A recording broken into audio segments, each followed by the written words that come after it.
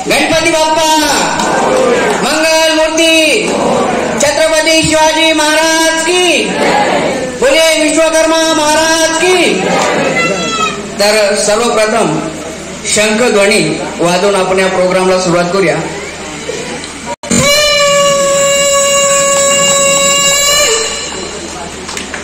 यानंतर मित्रांनो एक बार जोरदार टाळ्या होत्या।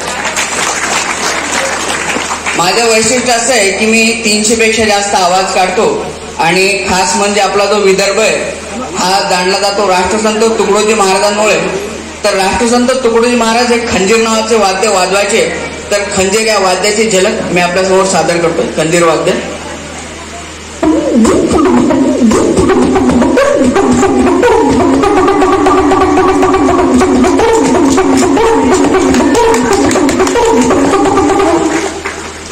तुमच्या टाळ्या आणि माझी खंजेरी याची आपल्याला एक जुगलबंदी करायची आहे। बोले विश्वकर्मा महाराज की।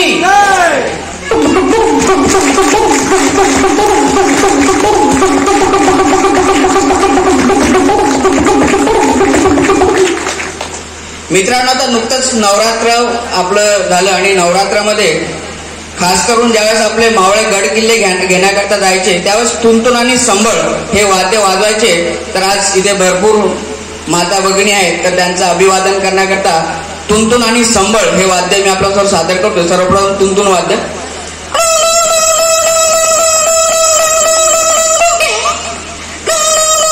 यानंतर देवीची संबळ,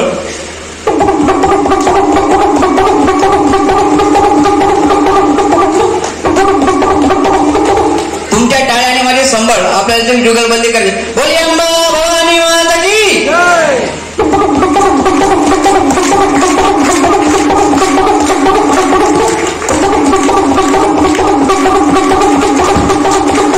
छत्रपती शिवाजी महाराज की।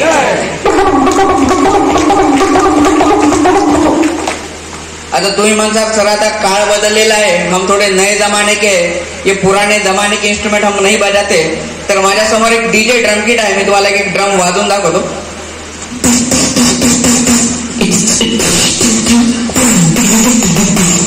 तर ये ड्रम बजायचा है।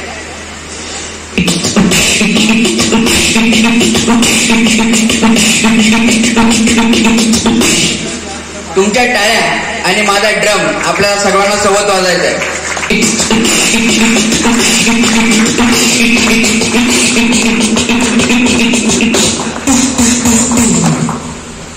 यानंतर मित्रांनो एक विशेष कला प्रकार मी आपल्या समोर सादर करतो, याला डीजे बीट बॉक्सिंग असं म्हणतात। तर याच्यामध्ये डीजे पण वाजतो, याला ॲम्ब्युलन्स डीजे मी असं नाव दिलंय।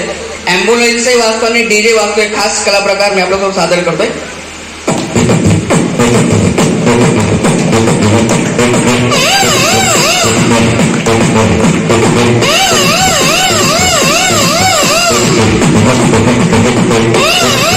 तुमच्या टाळ्या आणि माझा डीजे आपल्याला सोबत वाजायचा आहे। गणपती बाप्पा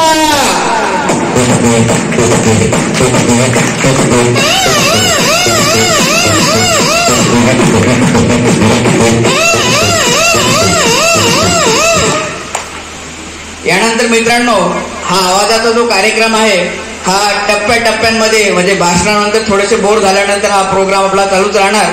तर आता माझी 5 मिनिटाची जाण्याची वेळ झालेली आहे। तर एक खास एरोप्लेन घेऊन मी आता प्रोग्रामला तात्पुरता विराम देतोय। तर खास एरोप्लेनचा आवाज मी सादर करतोय।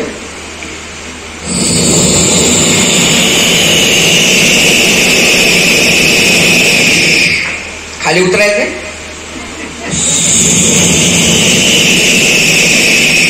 तर प्रोग्राम कंटिन्यूच राहील। आता पुढचा प्रोग्राम बघूया। धन्यवाद।